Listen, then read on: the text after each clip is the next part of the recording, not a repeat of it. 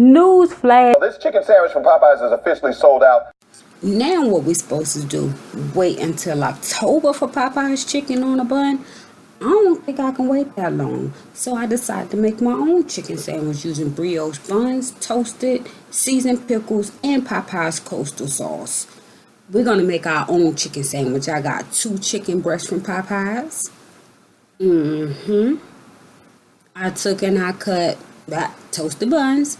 Took and I cut the breast meat off of the bone. Just like that. Check to see if there was any bones or gristles in it. Put that to the side because I eat that later. Took and put me some pickles on there. I got me 5 pickles because I want a pickle in every bite.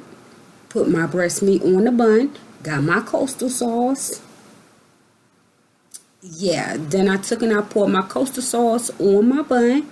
And then I poured it over top of my chicken breast. Just like so. And so here we go. The bread is soft, it's crunchy, the chicken is crunchy. I cut it off the bone. So here we go.